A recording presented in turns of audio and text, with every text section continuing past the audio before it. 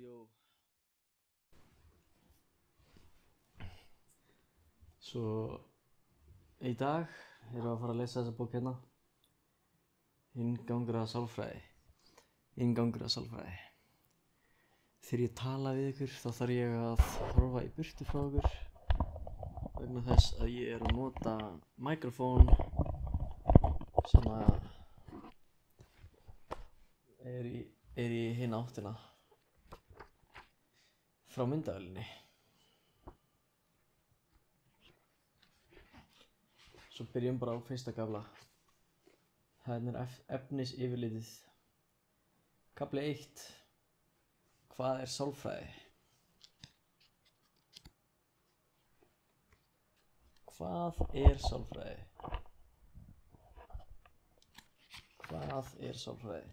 Sjáum þetta. Hvað er sálfræði? Mér sýnist mikrofóninn vera að pikka upp röddina mína, svo ég ætla bara að halda áfram að lesa. Kafli 1 byrjar á hvers konar vísindi er sálfræði. Blaðsíðu 9. Sálfræði spyr orsakir. Blaðsíða 12. Illmenni. Blaðsíða 14. Hegðun eða hugsun. Blaðsíða 17. Og svo framvegis. Við skulum bara byrja núna samt að lesa blaðsíðu 9. Í þessari kennslubók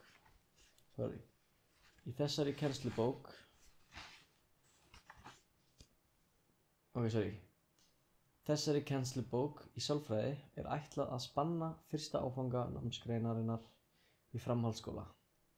Sálfræði 103. Bókin skiptist í 7 kafla sem hver sig er sjálfstæður. En þó myndar bókin eðlilega samfellu frá fyrsta kafla til hins síðasta. Fyrsti kaflinn þjónar þeim tilgangi að skilgreina viðfangsefni sálfræðinnar og vekja áhuga lesandans á því sem á eftir kemur.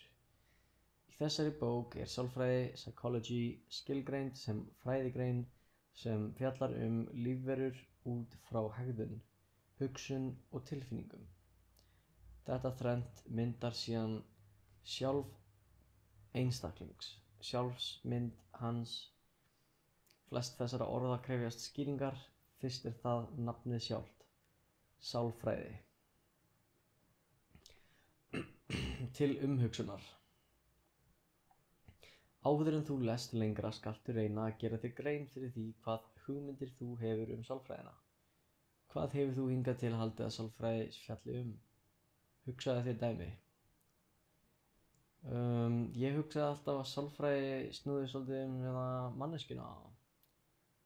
Svolítið að kynnast manni sjálfum og líka að kynnast reglum alheimsins að einhverju leyti. Þú veist, ég var í sálfræði þegar ég var yngri. Eða ég var hjá sálfræðingi og þú veist, þá var ég bara barn, fattarðu mig. Og alltaf þegar ég myndi fara vikulega. Og vikulega myndi ég koma og ég myndi tala og ég myndi gera eitthvað. Ég myndi, þú veist, gera eitthvað svona gifs utan eitthvað bull eða eitthvað, eða teikna. Og meðan ég gerði það, þá myndi ég tala við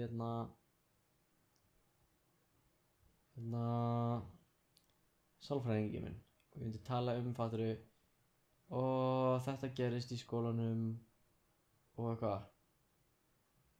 Og mér líður svona það. Og sálfræðingur myndi vera eitthvað, já, en kannski er þetta bara svona og það er allt í lagi. Og hvað, þú veist, þetta er bara svona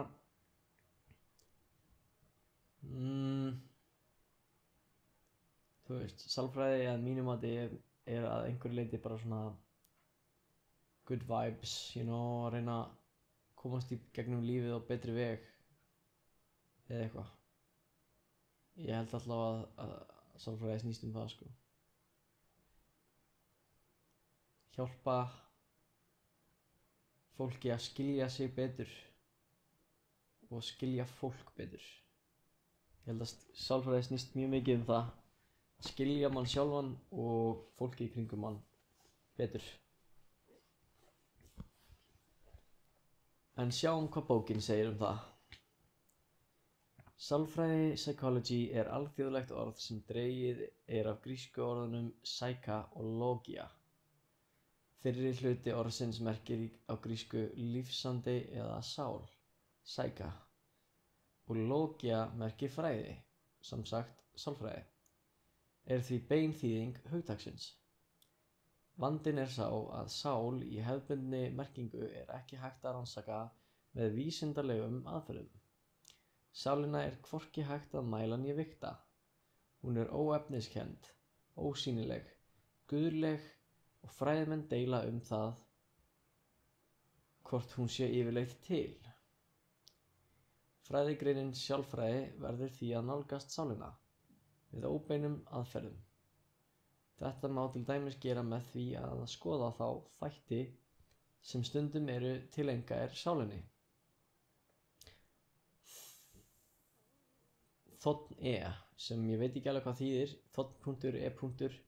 kannski það sem, eða eitthvað, eða þara, ég veit ekki, tileinkaðir sálinni. Hvernig okkur líður og hvernig við högum okkur og skiljum okkur sjálf. Þess vegna fást fræðimenn við að skilgreina og skilja hegðun, hugsun, tilfinningar og sjálfsmynd okkar. Til einföldunar má skýra þetta svo. Sál sama sem hegðun plus hugsun plus tilfinning plus sjálfsmynd. Svo hegðun, númer 1, behavior, allt sem við gerum. Hegðun auðvelt að skoða, mæla og hugsanlega að stjórna.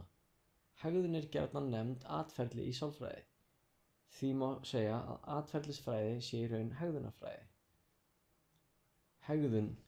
Ef ég myndi þurfa að gefa nokkur dæmi hegðunina mína, þá það líklega fattar mig.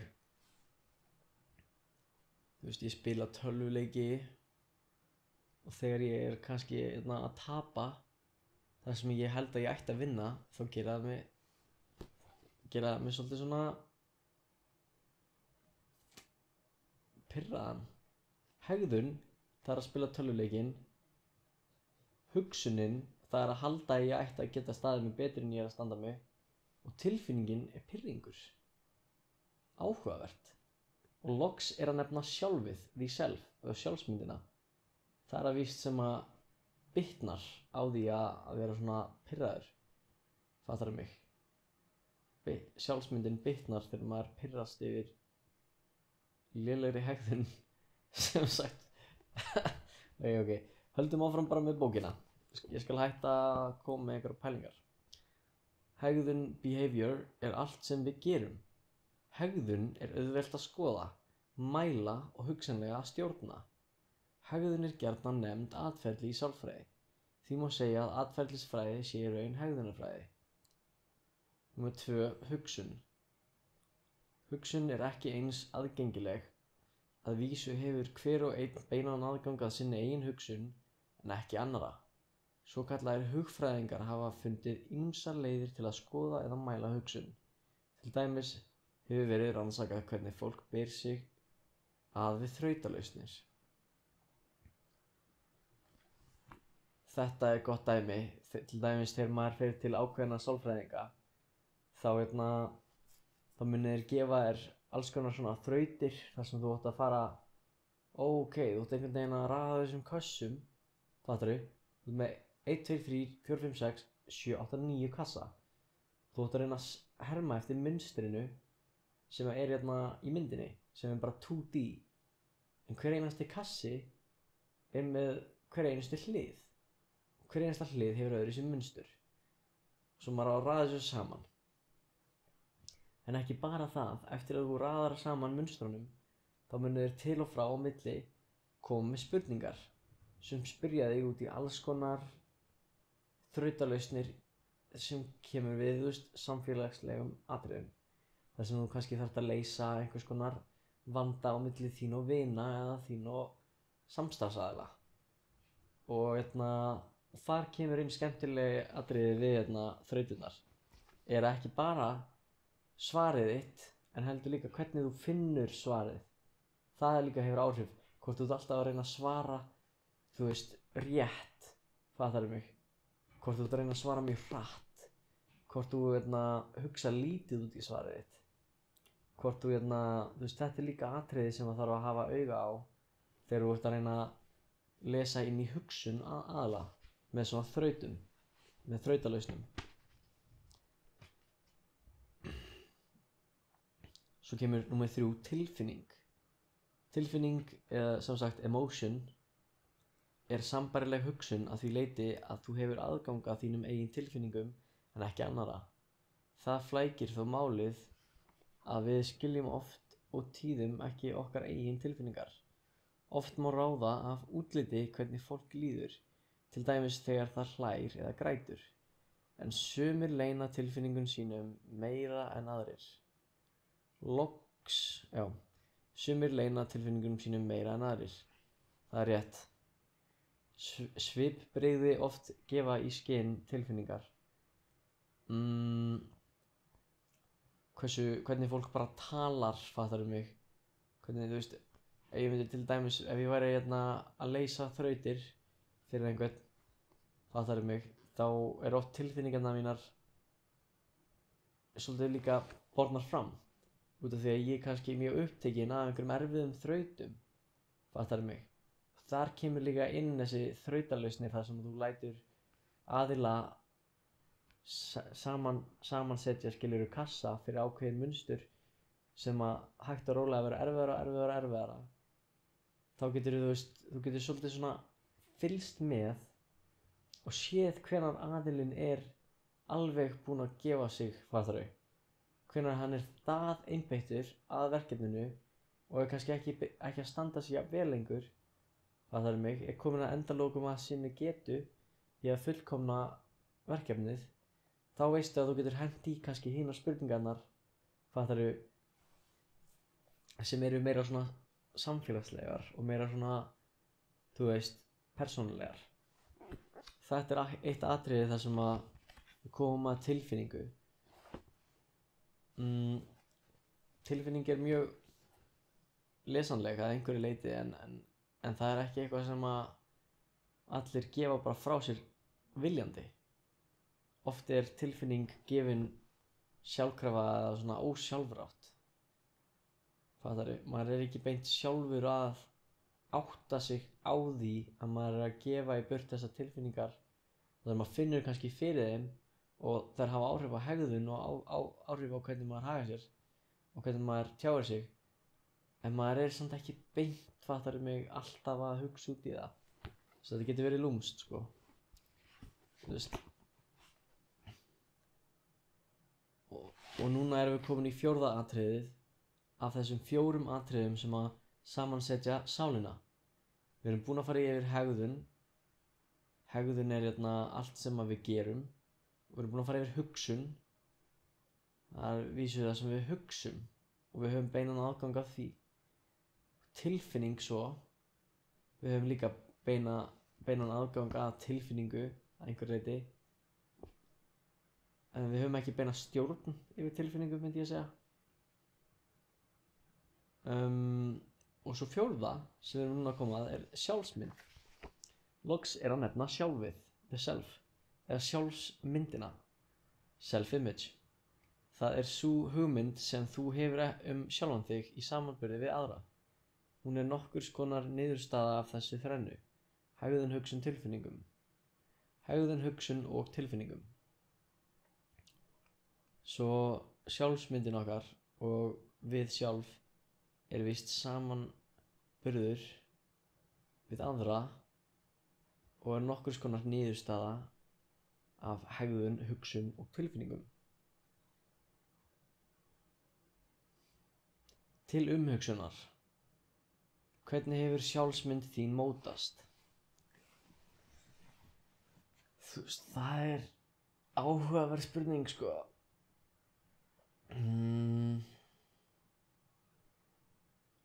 Svo hver aðili er náttúrulega öðruvísi, en hver aðili hefur samt mjög svona mótandi moments, í lífinu. Þú veist, þegar ég var ungur, þegar ég var bara barn, þegar ég var bara pinglítill, þá náttúrulega, þú veist, foreldrarnir okkar móta okkur voðalega mikið, sko. Við höfum voðalega mikla, við virðum skoðanir foreldranna okkar mjög mikið og þegar við verum eldri og við kannski komum smá meir út í lífið, þá skiptir líka voðalega mikið skoðun annarra, þú veist, fyrirmynda sem við höfum, þær skipta okkur líka miklu máli. Og þar flækjast málin, sko, þegar til dæmis, það ástæða hverju þeir segja never meet your heroes, út af því að, þú veist, your heroes kannski eru jafn mikilvæg þér og foreldrarnir þegar þú varst barn. En nema, þú veist, ofurmennin sem þú trúir á, þau hugsa ekki út í þig sem barnið sitt. Og þau munu ekki virða tilfinningarna þínar jafn mikið og barnið sitt. Svo þau munu kannski bara særa þig innilega með alls konar hlutum. Og þess vegna segja never meet your heroes. En þegar maður hugsa út í það, þá eru foreldrarnir okkar oft okkar heroes. Og við hittum þau, en það er munurinn. Þú veist, foreldrarnir okkar oft hafa okkar bestu, okkar besta hag í huga, Hvernig hefur sjálfsmynd þín mótast? Mikið af sjálfsmyndinu minni er based á sambandinu mínu við foreldrana mína. Fattarðu mig? Þú veist, þegar ég var barn, fattarðu mig, þá aldist ég upp og mjög stór mótandi moment í lífinu mínu voru tengt foreldrunum mínum og sambandinu mínu við foreldrana mína.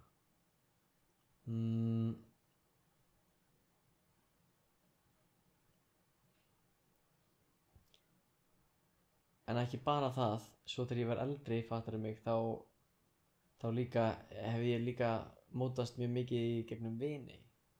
Eins og til dæmis þegar ég var yngri, þá myndi ég alltaf hanga með stóru systur minni. Ég myndi alltaf hanga kringum hana og vini hennar. Svo frá því þá kannski mótaðist ég eitthvað smá. En ekki bara það, þú veist. Svo þegar ég var eldri, þá eignaðist ég líka vini. Og minn staður í vinahópnum, fattarðu mig, svolítið var svona ákveðinn, fattarðu mig. Bara based á væpinu milli vina, veistu hvað ég meina? Svo það er líka mjög mótandi. Foreldrar, systkini og vinir. Þetta þrennt. Svo kannski gæti maður hent í, þú veist, elsku huga eða eitthvað, fattarðu.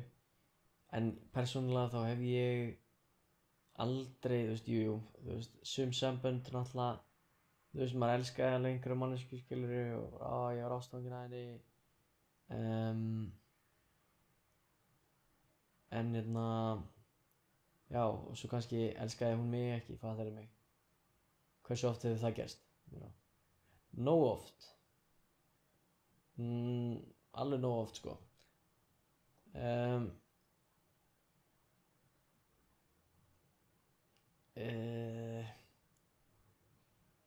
Það hefur náttúrulega sína áhrif, fattarðu mig, hvort það sé bara í nokkra mánuði,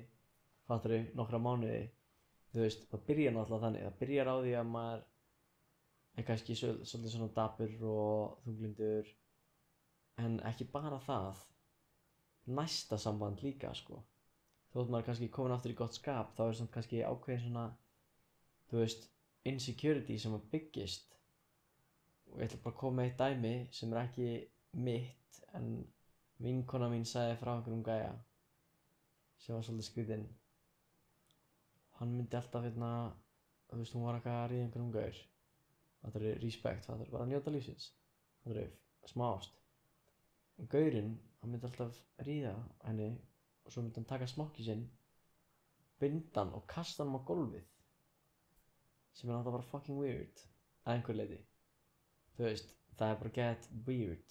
Eða allavega finnst mér fannst það, henni fannst það. En svo komumst við að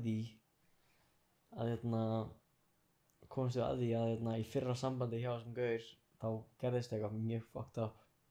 Þú veist, gælan sem hann var með gerði honum svolítið svona illt, fattuðu mig.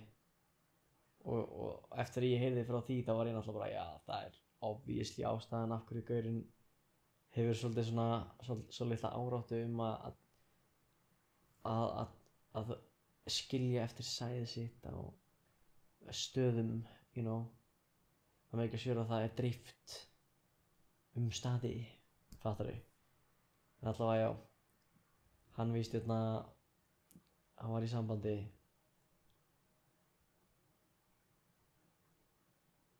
og svo hættu þau saman sko, rétt áður en þau voru að fara í heimsreisu með vinahópi. Þau voru að fara í einhverja Asíureisu eða heimsreisu eða eitthvað. En allavega þá fóru þau saman beint eftir uppbrot, fattarðu, á sambandinu. Og gælan var víst bara að ríða fucking endalaust á gaurum hér og þar í alls konar löndum. Og þessi gaur sko talaði líka mikið það við vinkonu mína að hann var bara mér langar svo mikið að fara til útlanda og hann sagði þetta quite literally, hann sagði að hann langaði að fara til útlanda og ríða fullt af gælum alls þar. Og svo það var obvious að gaurinn var fucking skattaður eftir þetta samband sko. Ánefa sko, hann tók mental damage frá þessu breakupi sko, og ég bara innilega vona að gaurinn annarkort komst yfir þetta bara án þess að fucking deila sæðinu sínu kringum allan heiminn, eða að hann náði að deila sæðinu sínu kringum allan heiminn og þannig komst hann yfir þetta. Annarkort skiptir ekki máli, þú veist, bara eins lengi og maðurinn er ekki lengur að skilja eftir smokk alls staðar, fattarðu, bara svona get randomly, fattarðu, bara á gólfinu og hvað, það er fucking weird, you know. En þetta er dæmi, þú veist, þetta er bara svona ákveðin hegðun. Ok, listen það, hegðun skilur eftir smokkana á jörðinni og gólfinu, hugsun að dreifa sæðinu sínu, tilfinning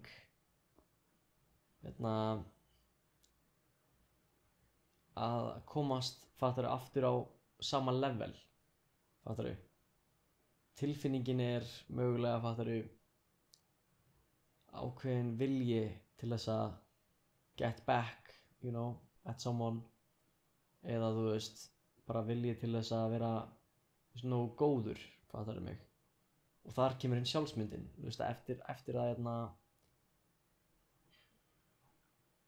sjálfsmyndin er lítil. Og af hverju? Út af hegðuninni hjá fyrrverandi kærustunni sem að hætti með honum rétt fyrir einhverja heimsreisu og reið svo fullt af gaurum bara, you know, eiginlega bara, já, þú veist, bara í herbygginu hliðina eða eitthvað, þetta I don't know, það er fucked up sko. Mér finnst það svolítið fucked up sko, en maður veit aldrei hvað gerðist, skilur, maður veit aldrei hversu serious þetta samband var. Þú veist, ég veit ekki sko, ég veit bara það sem ég heyrði, en það sem ég heyrði, það er curious case af hegðun, hugsun, tilfinningu og sjálfsmynd. Svo þú veist, en getur maður sagt, já, sálin hans er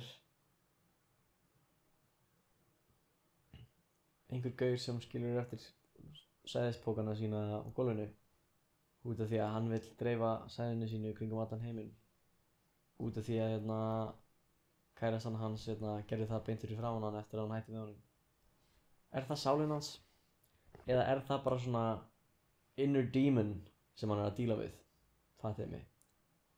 Þú veist, var hann bara fucking heldtekinn af einhverjum djöfli, fattar ég mig, eftir að kærastan hans straight up braut hann niður? Just, I don't know. Fyrrverandi kærastan hans bara. Því ég veit ekki. En til umhugsunar, hvernig hefur sjálfsmynd þín mótast? Þú veist, það er nefnilega alltaf skemmtilegasta spurningin, segi ég. Það er skemmtilegasta spurningin. Ég held að sjálfsmyndin mín var mótuð af foreldrum, systkinum og vinum. og svo svona last but not least kannski var það hérna, þú veist, stelpurnar sem ég hef haft einhver sambönd við, fattarðu mig, þú veist, ég hef haft mjög takmörkuð sambönd sko, en þú veist, fínt skilur, þú veist, fínt, örugglega mest uppbyggjandi atriðið sem að ég hef þurft að, þú veist, ok, hvað byggði mig mest upp? Fjölskylda, systkini, vinir eða elskhugar. I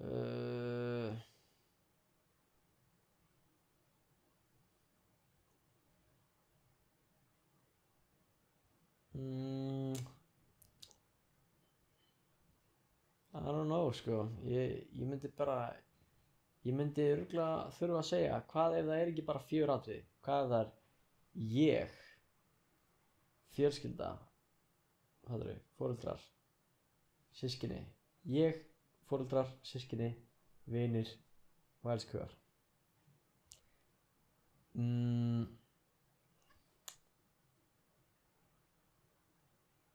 Ábyggilega mest uppbyggjandi atriðið er þegar maður getur gert eitthvað, þegar maður getur sýnt af einhvern hæfileika, fattarðu mig, og impressað fólk, skilurðu mig, en svo kemur það að þessum 4 atriðum að fólki sem að sér hæfileikana manns, fattarðu, og segir wow, þetta er ógeðslega cool, þetta er mjög flott.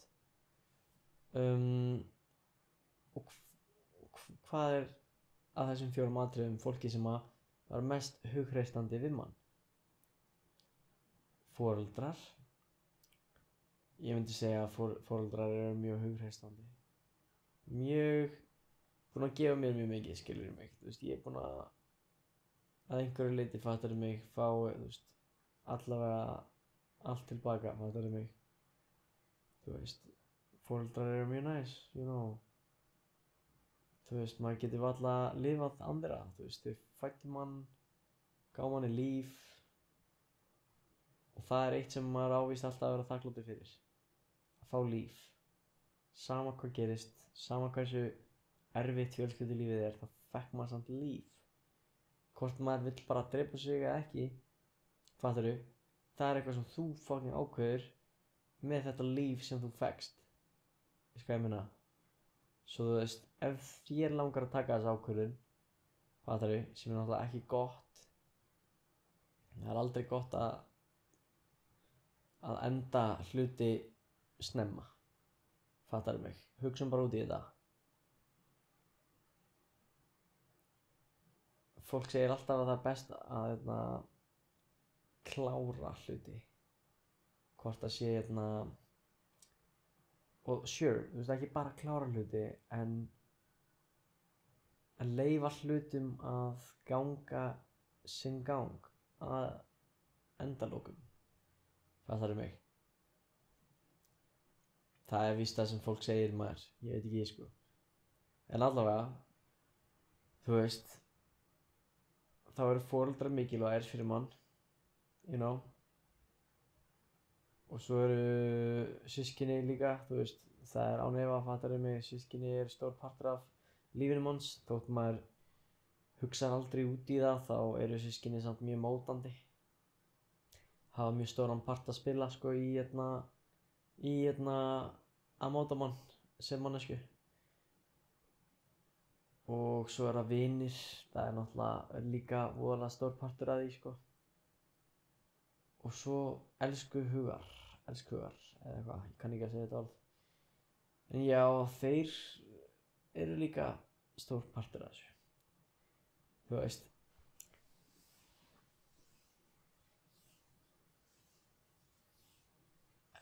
En getur maður sætt sig við það? Getur maður sætt sig við að vera mótaðir bara af öllum nema manni sjálfum? Þú veist. Mér finnst það að vera fucking ruglað, skilur. Og þess vegna vill ég bæta við, þú veist, bara okkur sjálfum hér, fattarðu, the main guy, sko, the thumbs up. Hvað mótaði sjálfsmyndina mína mest? Var það hegðunin mín sjálfsmyndin sko? Var það mín hegðun eða var það hvernig fólk tók eftir hegðuninni? Hvernig fólk samsvaraði og svaraði hegðuninni? Ég þarf náttúrulega bara að viðurkenna að það er ekki hægt að neita því að foreldrar manns hafa mjög stór áhrif á hegðunina manns og bla bla, en á endanum, þú veist, I don't know, það fer bara eftir hvort þú horfir á lífið sem algjört random mess eða ekki. Ég held náttúrulega að ég var svolítið svona, ég á fættir með mína ástæðu og ég held að, þú veist, sama hvað þá er ég, fattarðu, og hefði orðið ég sama hvað, fattarðu mig. Auðvitað þá eru náttúrulega aðrar framtíðir, skilurðu, fyrir mig, fattarðu mig. Það er ekki eins og hvernig líf mitt fór núna er eina leiðin sem líf mitt hefði getað farið ever, fattarðu mig. Og ef ég myndi fá 150 tækifæri til þess að lifa nýju lífi, þá auðvitað myndi þau ekki öll enda alveg eins. Og af hverju er það? Er það út af því að ég kom með nýtt áhugamál? Já, kannski. Eða er það út af því að ég er komin í nýja fjölskyldu, nýtt umhverfi? Er það líka kannski það sem veldur því að ég fæ nýtt áhugamál? Ég myndi nú halda það. Ég myndi halda það að sama hvað, sama hversu uník við erum, sama hversu eilífðar fyrirbæri við getum orðið eða verið, þá held ég samt að hvert einasta líf sem við lifum er að miklu leyti mótað af lífinu sjálfu, fattarðu? Það er svolítið uník og það er ekki, þú veist, það væri algjörlega fucking pointless ef líf okkar væri bara static. Það er bara sama hvað gerist, þá myndi bara einhver innbyggður persónuleiki taka yfir, bara sama hvað, þá myndi ég alltaf verða fucking múrari eða eitthvað, veistu hvað ég meina? Það er mjög ólíklegt, veistu hvað ég meina? Mjög ólíklegt að einhver leyti. Allavega, þú veist, en að einhver leyti, þú veist, ég veit ekki, þú veist, þetta er annað atriði. Kannski er það ekkert ólíklegt, kannski bara bíður maður alltaf eftir sínu tækifæri til þess að gera sinn hlut, kannski erum við bara samt alltaf að breytast smá, hægt og rólega, alltaf að finna okkur eitthvað nýtt til þess að gera. En hvernig hefur sjálfsmynd mín mótast? Sjálfsmynd mín mótaðist í gegnum samansetninguna af mér, foreldrum, systkinum, vinum og elskhugum. Ég ætla bara að segja að það sé loka svarið, sko. Við ætlum nú að útskýra betur og með dæmum þessi 4 hugtök og við munum sjá að það verður smám saman erfiðara að skýra þau. Tiltölulega einfalt er að skilja hegðun og ef til vill hugsun líka, en tilfinningar eru flókið og illskiljanlegt fyrirbrigði, svo ekki sé talað um sjálfið og það hvernig sjálfsmynd okkar verður til og þróast. Til umhugsunar, ef þú hræðist, hvort kemur hræðsla fyrst fram hjá þér í flótta, hegðun, hugsun hræðsluna eða með því að finna fyrir henni. Svo til umhugsunar, ef þú hræðist, hvort kemur hræðsla fyrst fram í gegnum flóttann sem er hegðunin þegar þú hleypur, eða hugsunina hræðsluna eða með því að finna fyrir henni. Svo hérna kemur að þú veist,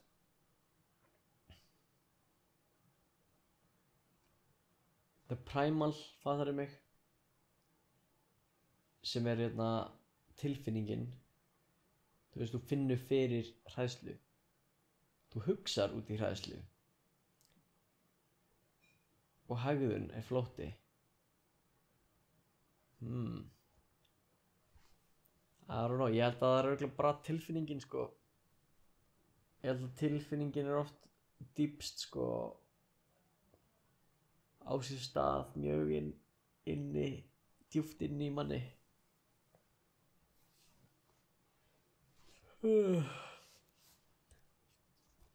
Hvers konar vísindi er sálfræði? Áður en lengra er haldið verðum við að gera eina mikilvæga aðgreiningu. Í grundvallaratriðum er sálfræði bæði atferlis, behavioral og félagsvísindi, social science.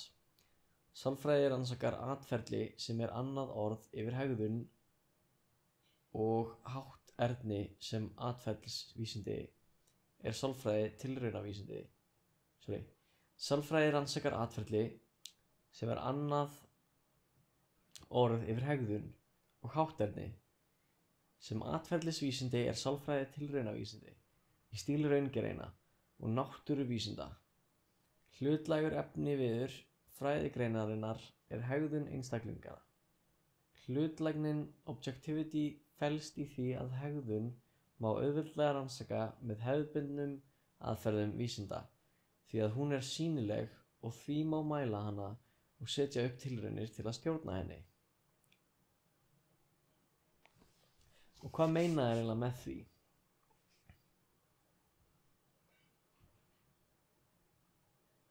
Objectivity, hlutlægni. Hlutlægur efniviður fræðigreinarinnar er hegðun einstaklinga. Ég mæli með því að pása myndbandið hér og hugsa smá út í þetta og reyna að svara þessari spurningu. Og reyna að skilja hvað er verið að tala um hérna. Hlutlægur efniviður fræðigreinarinnar er hegðun einstaklinga. Mikið rétt. Þú veist, þú hefur ekki sálfræði án hegðun einstaklinga. Án þess að geta samanborið og með alls konar öðrum hlutum, fattarðu? Ég held að þau kalla þetta eitthvað annað, ég man ekki hvað það er. En með því að þú veist að gera rannsókn. Og hvernig gerum við sálfræðilega rannsókn sem hefur einhvers konar objectivity? Fattarðu? Það er með fólki. Með því að segja, hey, ég vil fá 100 manneskjur og við ætlum að, þú veist, ég veit ekki, segja ykkur að kærastan ykkar hætti með ykkur eða eitthvað. Ég veit ekki, þú veist.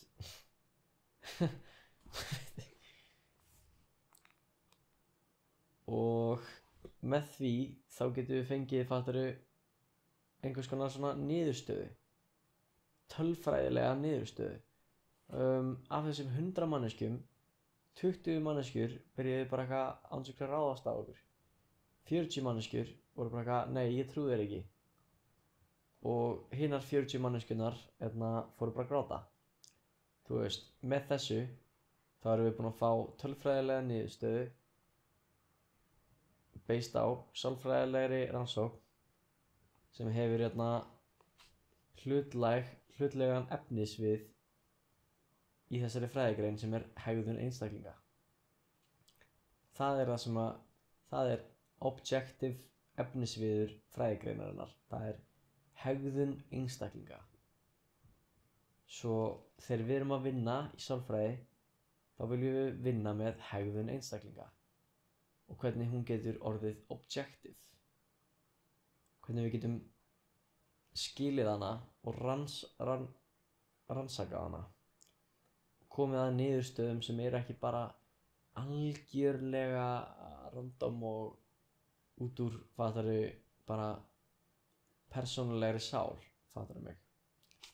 En svo auðvitað er sálfræði, fattarðu, líka efnisgrein fræðisgrein sem að vinnur mikið bara með einstaklingin, fattarðu. Þetta er nefnilega tvískipt. En, já, maður myndi nú þurfa að hugsa, skilur, hvað maður fílar meir.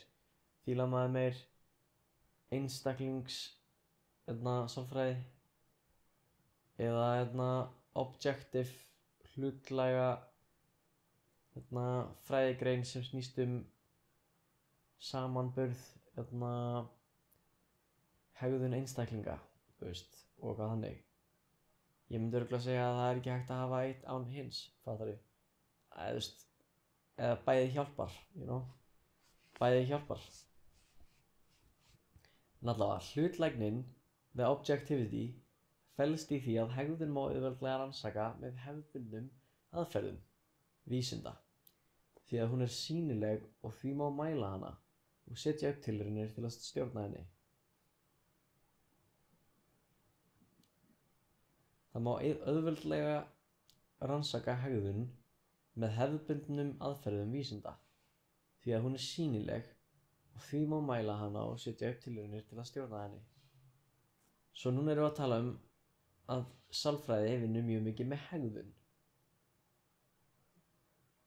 Hegðun er náttúrulega bara einn partur af sálinni. Ef þið munið þá er sálin sama sem hegðun plús hugsun plús tilfinning plús sjálfsmynd. Svo núna erum við komin í the objective, það sem er hægt að auðveldlega rannsaka með hefðbundnum aðferðum. Það er hegðun, því hún er sýnileg og því má mæla hana og setja upp tilraunir til að stjórna henni. Manstu þegar þú byrjaðir í framhaldsskóla? Sennilega léstu lítið að þér kveða í fyrstu tímunum. Hugsaðir jafnvel að þú hefðir valið rangan skóla eða námsbraut. Kannski efaðist þú eigin námsgetu eða ánægju í þessum skóla. Síðan leið tíminn, þú eignaðist félaga og vini. Stóðst þig vel á fyrstu kaflaprófinu í skólanum og busaballið var æðislegt. Eftir nokkrar vikur fór þér að líða vel í kennslustundunum og frímínútunum. Þetta ferli hefði mátt rannsaka út frá hegðun, hugsun og tilfinningum. Sálfræði sem atferlisvísindi, atferli, hegðun, hátterni eða hegðunarmynstur leggur áherslu á einstaklinginn sjálfan. Heyrðirðu það? Einstaklinginn sjálfan. Sálfræðin aftur á móti einstaklinginum,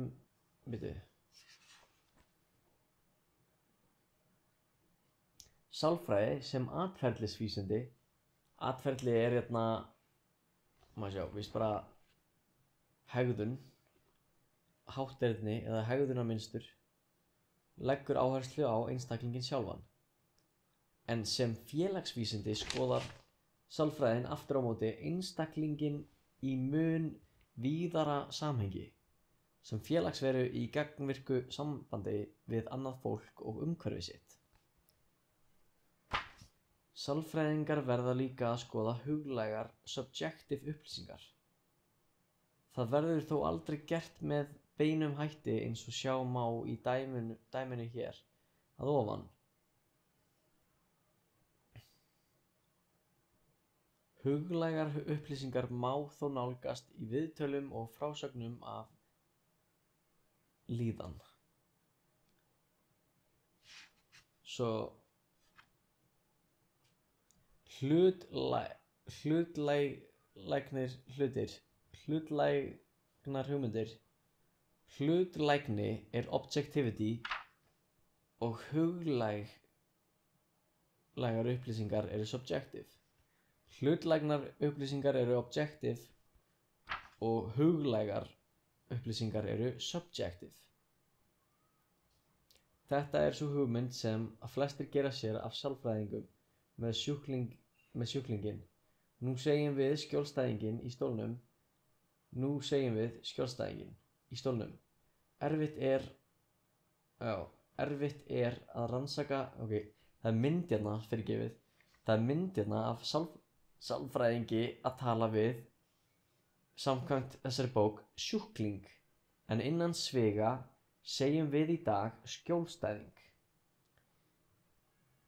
Erfitt er að rannsaka sálina en hegðun er hægt að rannsaka, skoða, mæla og meðhöndla eins og hvert annað raunvísindalegt ferli í náttúrunni.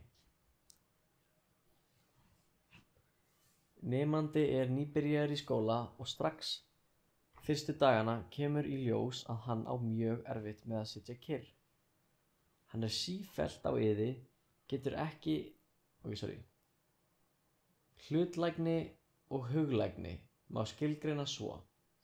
Upplýsingar eru hlutlægar ef fleiri en einn hafa beinan aðgang að þeim, en huglægar ef aðeins einn hefur aðgang að þeim. Þetta má best skýra með dæmum. Hlutlægni. Nemandi er nýbyrjaður í skóla og strax fyrstu dagana kemur í ljós að hann á mjög erfitt með að sitja kyrr.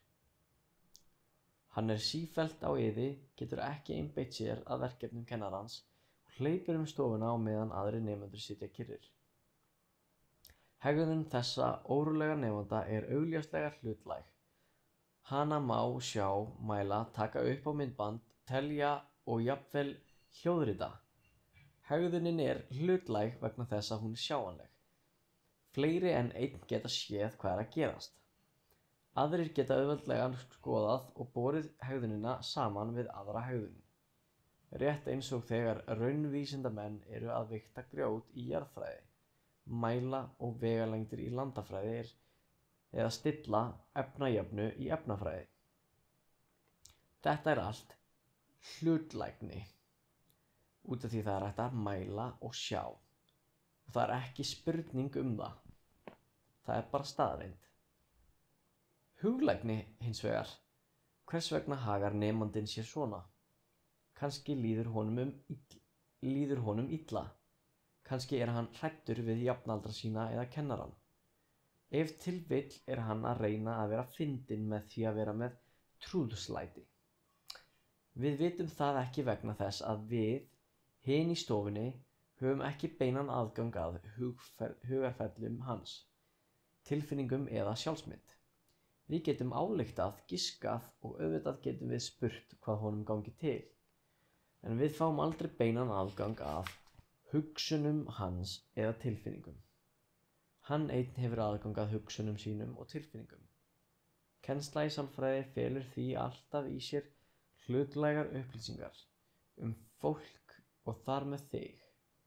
Hið huglæga felst í því hvernig þú skilur námsefnið út frá þínu lífi og reynslu heimi. Af þessari ástæðu átt þú að lesa þessa bók á tvennan hátt. Annars vegar sem almenn og hlutlæg raunvísindi sem veita þér almennar upplýsingar einstaklinga, rétt eins og þegar þú lærir líffræði. Og líka hins vegar sem hagnýt, huglæg og persónuleg fræði sem geta bæði hjálpa þér að skilja sjálfan þig og aðra betur og gert þig færari í mannlegum samskiptum. Það er hvernig þú átt að lesa þessa bók, á tvenna vegi. Annars vegar sem almenn og hlutlæg raunvísindi sem veita þér almennar upplýsingar einstaklinga, rétt eins og þegar þú lærir líffræði. Og hins vegar sem hagnýt, huglæg og persónuleg fræði sem geta bæði hjálpa þér að skilja sjálfan þig og aðra betur og gert þig færari í mannlegum samskiptum. Það eru tvenns konar leiðir til að lesa þessa bók og helst eigum við öll að lesa þessa bók á þessa tvenna vegi á sama tíma eða í sitt hvoru lagi. Hikaðu ekki við að spyrja í sífellu hvað námsefnið getur kennt þér persónlega. Það er töluverð hætta á því að þú lesir sálfræði eins og hverja aðra námsgrein án þess að yfirfæra upplýsingarnar á þig. En sálfræði snertir þig sérstaklega, meira en til dæmis jarðfræði, þýska eða stærðfræði. Sálfræði fjallar nefnilega það sem stendur þér næst: hegðun, hugsun, tilfinning og sjálfsmynd. Þetta getur þú nýtt þér á eftirfarandi máta. Spyrðu alltaf að því hvernig þessi sálfræði getur lýst, skýrt, mótað og stjórnað. Númer 1. tilfinningum þínum og annarra. Númer 2, hugsunum þínum og annarra. Númer 3, hegðun þinni og annarra. Númer 4, sjálfsmynd þinni og annarra. Spyrjum okkur alltaf á hvernig þessi sálfræði getur lýst tilfinningum okkar. Ok, núna þurfum við að fá okkur dæmi. Hvernig getur sálfræðin lýst tilfinningunum mínum?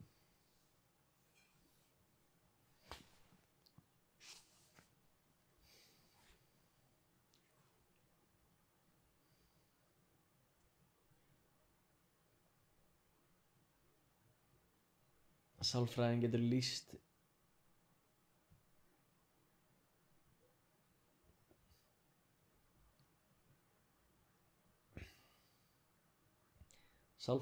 lýst tilfinningunum mínum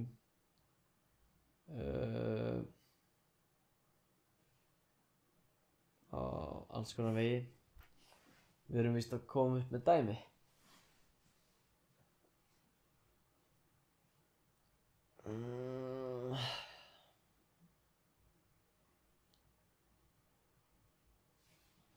Hvað með hérna klippinguna mína?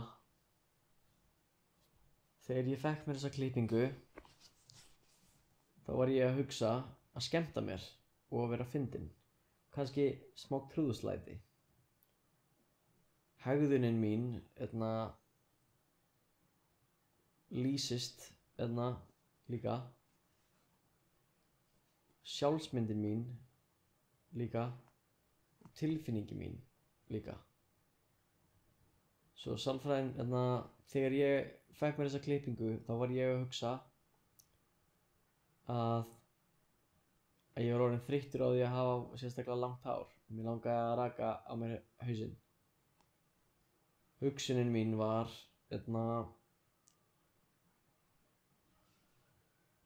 já, að það væri bara, það er bara óþægilegt að hafa langt hár. Ég ætla að klippa það. Tilfinningin kom mjög tengt því. Hugsun og tilfinning mjög tengt hér. Hegðunin var, tilfinningin var, mér langar að raka mig. Hugsunin var, hvað með að ég raka mig og tek það upp, gerir svolítið fyndið myndband með fyndnari klippingu, skemmti mér að því. Hegðunin er, ég geri það, ég raka mig, tek myndband, gerir djók. En svo fer ég og ákveð líka að geyma klippinguna. Ég ákveð ekki bara að snúa mig alveg. Ég ákveð, ég ætla að vera með þessa klippingu bara. Fyrst að ég ákvað að fá mér hana, ætla ég að hafa hana. Og ég kíki eitthvað út í búð og fyrsta sem ég geri er að mér langar bara að flissa. Mér langar bara að flissa og hlæja því ég fer í bónus. Ég fer í bónus og allir horfa á mig svo skringilega og bara, hvað er að þessum gæja? Það er bara ábyrgandi að fólk er að hugsa að það sé eitthvað skrítið í gangi. Þessi klipping er bara of skrítin og fólk er eitthvað smeykt. Eina manneskjan sem virkilega gaf mér bros var víst gæi sem að gera samloku fyrir mig á Subway. Fyrsti gaurinn til þess að brosa til mín. Og eftir það þá íhugaði ég, kannski ætti ég ekki að vera með þessa klippingu út af því að fólk líkar ekkert sérstaklega vel við mig með hana.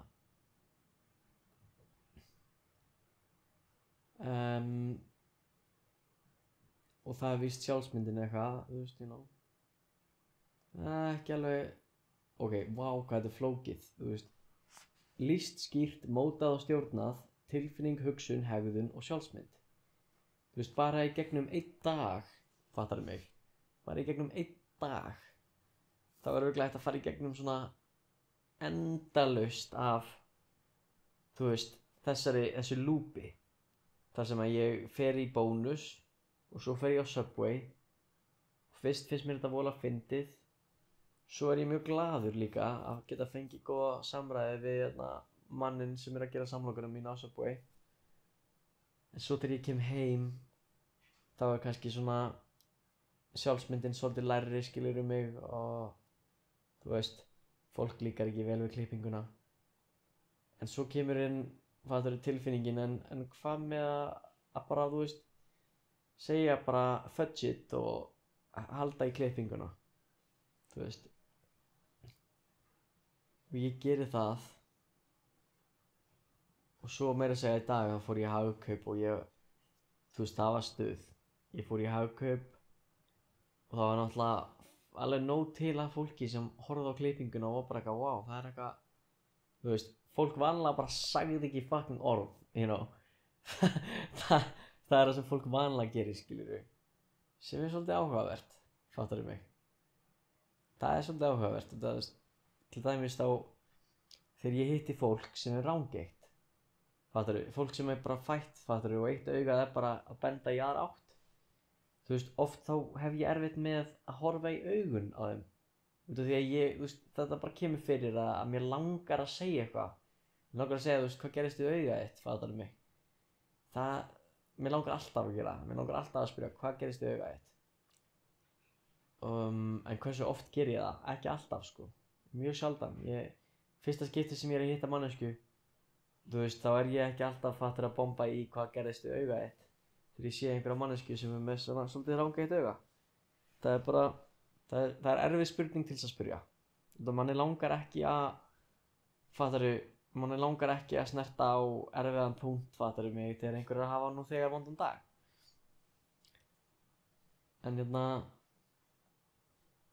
En þá enda ég oft bara að tala bara svona daglega lífið, skilur mig, og sem er alveg fínt, það er alveg gott að spjalla og þú veist, bara, fattarðu, in general, þá horfi ég samt alltaf í augun á þeim, fattarðu, á fólkinu og kannski horfi bara aðeins og fljótt í burt, fattarðu, ég veit ekki, þetta er eitthvað feimið, dæmi, þetta er eitthvað smá feimið.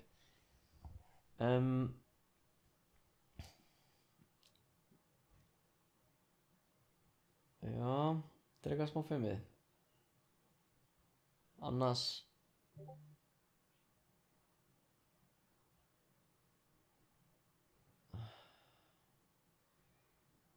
í dag þá lenti ég í því að ég var með þessa klippingu og að fólk sem myndi vera kannski í hóp og myndi vera að tala, akkurat þegar þau labba fram hjá mér, þá myndi þau hætta að tala.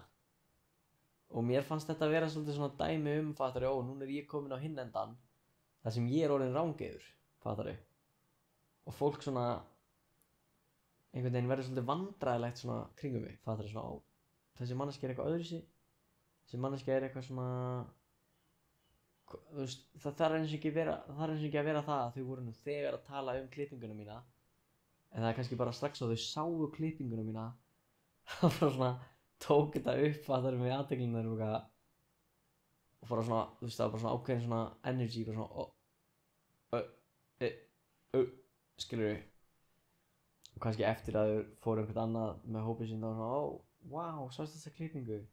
Þetta er svona fucking crazy klipping eitthvað, þú veist, fattarðu mig.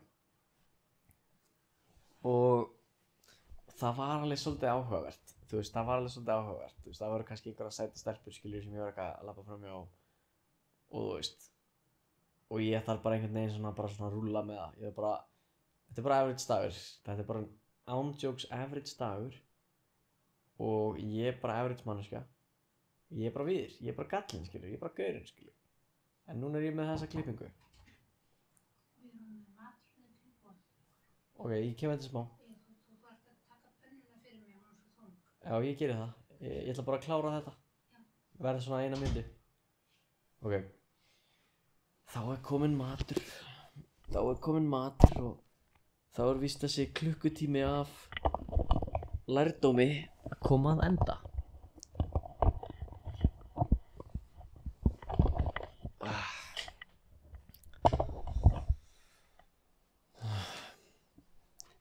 Þessi klipping, ég skal bara segja það, að þegar ég fer út í búð með þessa klippingu, það er svolítið svona reminder, fattarðu, fólk hefur alls konar skoðanir fólk sem þið þekki ekki. Fólk hefur alls konar hluti til þess að segja fólk sem þið tala ekki við. Og fólk hefur alls konar, bara svona hugsanir, fattur við, og alls konar. Hegðun, hugsanir, tilfinningar. Og ekki bara það, en svo hafa þau líka sjálfsmynd. Og þessi klipping án efa hefur áhrif á alla þessa hluti þegar kemur að því að fólk sér þessa klippingu. Þetta örugglega hækkar sjálfsmyndina hjá mörgum. Það ábyggilega gefur þeim ákveðna tilfinningu, ákveðna hugsun og ákveðna hegðun. Og það víst bara hver einasti hluti í heiminum, fatturðu, hefur þessi áhrif. Og þetta víst sálfræðin sem að við getum notað til þess að lýsa, skýrt, mótað og stjórnað tilfinningu, hugsun, hegðun og sjálfsmynd. En já, núna ætla ég að fara að kutta þetta, klukkutími kominn og já, ég að fara að hjálpa með matinn real quick og víst fara að éta eitthvað. Já, allavega, sálfræði er awesome. Peace, peace.